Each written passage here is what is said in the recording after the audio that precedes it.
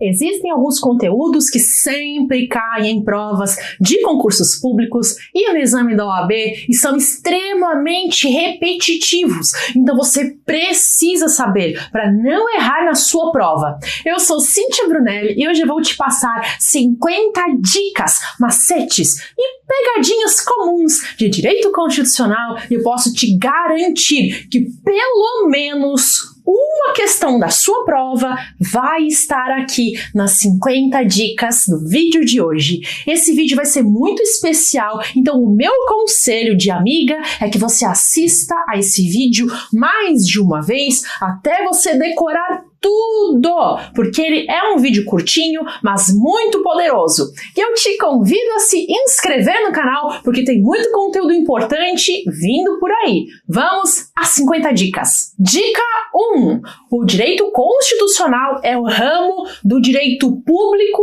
que estabelece a estrutura do Estado, organiza seus órgãos e traz limites ao poder do Estado. Dica 2. O início do neoconstitucionalismo se deu em virtude das atrocidades ocorridas na Segunda Guerra Mundial. Após o fim da Segunda Guerra, houve a reaproximação entre o direito e a ética. Dica 3. No chamado sentido sociológico da Constituição, formulado por Ferdinand Lassalle, a Constituição deve representar a soma dos fatores reais de poder, ou, caso contrário, ela não passará de uma mera folha de papel. Dica 4. No chamado sentido político da Constituição, formulado por Carl Schmitt, a Constituição é aquilo que se considera como decisão política fundamental, como a forma de governo, a estrutura dos poderes, os órgãos do Estado e os direitos fundamentais. Todo o resto não é considerado Constituição. Dica 5. No chamado sentido jurídico da Constituição, formulado por Hans Kelsen, a Constituição pode ser concebida sob dois planos: o lógico-jurídico e o jurídico positivo. O plano lógico-jurídico é o plano do dever ser. Ele é um mundo imaginário e abstrato, ou o plano do que as coisas deveriam ser na sua forma mais perfeita. E o plano jurídico positivo é a Constituição existente, a norma positivada, que é baseada no plano lógico-jurídico. O plano lógico-jurídico é o dever ser e o plano jurídico positivo é a norma positivada. Dica 6. O Brasil adotou a forma de Estado federativa, a forma de governo republicana e o sistema de governo presidencialista. Forma federativa de Estado, forma republicana de governo e sistema presidencialista de governo. Dica 7.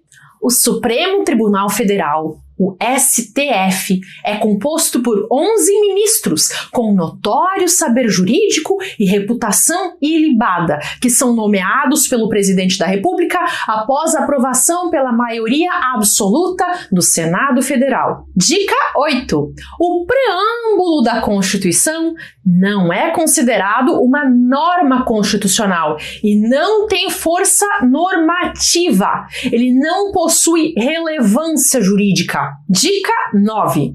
Diferentemente do preâmbulo, o ato das disposições constitucionais transitórias, o ADCT, que fica lá no finalzinho da Constituição, é considerado norma constitucional. Tanto é que ele só pode ser alterado por emenda constitucional. Dica 10. A Constituição da República Federativa do Brasil, de 1988, é classificada pela doutrina como formal, escrita, dogmática, promulgada, rígida e analítica. Formal, escrita, dogmática, promulgada, rígida e analítica. Dica 11. As normas constitucionais podem ser de eficácia plena, produzindo efeitos imediatos, eficácia contida, em que existe uma margem de atuação discricionária do poder público, ou eficácia limitada, dependendo de regulamentação em lei. Dica 12. A nacionalidade é o vínculo jurídico-político que liga um indivíduo a determinado estado.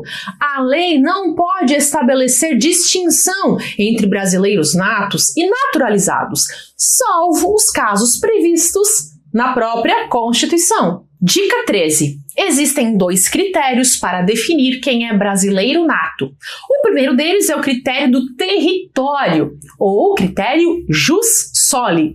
Em regra, são brasileiros natos todos os que nascem em território brasileiro. A exceção é quando os pais estão a serviço do país de origem. E temos também o critério do sangue, ou critério jus sanguine. Quem é filho de pai ou mãe brasileiro, mesmo que nasça fora do território brasileiro, será nato quando ao menos um dos pais estiver no exterior a serviço do país, ou, se nenhum dos dois estiver a serviço do país, que o filho então venha a morar no Brasil e queira ser considerado brasileiro. Dica 14. Os direitos políticos se dividem em capacidade eleitoral ativa e passiva. A capacidade eleitoral ativa é a capacidade de votar, e a capacidade eleitoral passiva é a capacidade de ser votado. Dica 15. Em regra, o voto é obrigatório.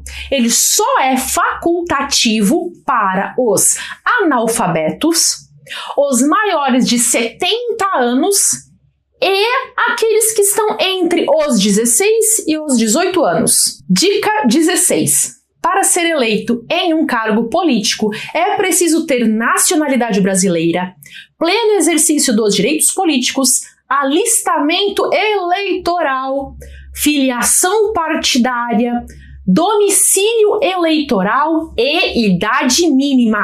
Dica 17. A idade mínima para concorrer aos cargos políticos é de 35 anos para presidente e vice-presidente e para senador, 30 anos para governador e vice-governador, 21 anos para deputado, prefeito, vice-prefeito e juiz de paz, e 18 anos somente para vereador. Dica 18. Os partidos políticos são pessoas jurídicas de direito privado e não órgãos estatais. Dica 19. Segundo o princípio da anualidade eleitoral, a lei que alterar o processo eleitoral deve entrar em vigor na data da sua publicação, mas não se aplica à eleição que ocorre até 1 ano da data da sua vigência. Dica 20. É proibida a cassação de direitos políticos, mas pode haver a perda ou a suspensão dos direitos políticos. Dica 21. Em relação ao princípio da separação de poderes, a Constituição estabeleceu um sistema de freios e contrapesos, que é um mecanismo de controle recíproco entre os poderes. Dica 22. Cada uma das esferas do poder exerce funções típicas, que são aquelas próprias para as quais foi criado, e também atípicas, que originalmente não caberiam àquele poder. Dica 23. A CPI, Comissão Parlamentar de Inquérito, tem poderes de investigação que são próprios das autoridades judiciais e deve respeitar os direitos fundamentais. A CPI não julga, e sim apenas investiga. Dica 24. Em uma CPI pode haver quebra de sigilo bancário, de sigilo fiscal e também de dados, o que não é o mesmo que interceptação telefônica.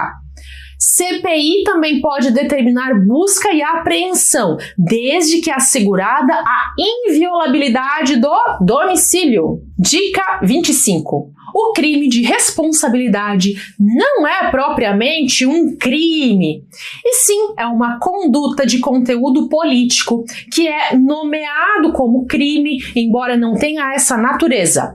No crime de responsabilidade, a sanção é política, porque a punição é a perda do cargo e a inelegibilidade. Dica 26. O poder constituinte originário é o poder de criar uma Constituição. Ele é ilimitado e incondicionado, ou seja, uma nova Constituição pode tudo. Dica 27. O poder constituinte derivado deve obedecer a certos limites impostos pelo poder constituinte originário. O poder constituinte derivado se divide em decorrente, revisor e reformador. Dica 28. O poder constituinte derivado decorrente é a possibilidade de os Estados-membros se auto-organizarem em constituições estaduais. Dica 29. O poder constituinte derivado revisor era a possibilidade de fazer uma revisão na Constituição após pelo menos 5 anos da promulgação da Constituição Federal. E isso já aconteceu. Dica 30. O poder constituinte derivado reformador é a possibilidade de mudar a Constituição por meio de emendas constitucionais. Dica 31. As normas constitucionais originárias não podem ser objeto de controle de constitucionalidade, mas as emendas constitucionais podem. Dica 32. O controle de constitucionalidade difuso ou concreto tem esse nome porque ele pode ser realizado de forma difusa, ou seja, por qualquer juiz ou tribunal, e ele é realizado a partir de casos concretos. Já no controle abstrato ou concentrado, não existe um caso concreto. O ato normativo é analisado em tese ou abstratamente, e esse controle é concentrado porque ele é realizado apenas por 2 tribunais, o STF, quando o paradigma for a Constituição Federal, ou o TJ, o Tribunal de Justiça, se o paradigma for a Constituição Estadual. Dica 33. A ação direta de inconstitucionalidade, ADI, não se sujeita a prazo prescricional ou decadencial, já que os atos inconstitucionais não se convalidam no tempo. Dica 34. O objeto da ação direta de constitucionalidade, ADC, é a lei ou ato normativo federal, diferentemente da ADI, que também admite o controle da lei estadual em face da Constituição Federal. Dica 35. A ADPF, Arguição de Descumprimento de Preceito Fundamental, ADPF, é admitida quando houver controvérsia constitucional sobre lei ou ato normativo federal, estadual ou municipal, incluindo os anteriores à Constituição atual, mas desde que respeitado o princípio da subsidiariedade. A ADPF é subsidiária. Antes é necessário verificar se cabe outra ação do controle de constitucionalidade. Dica 36.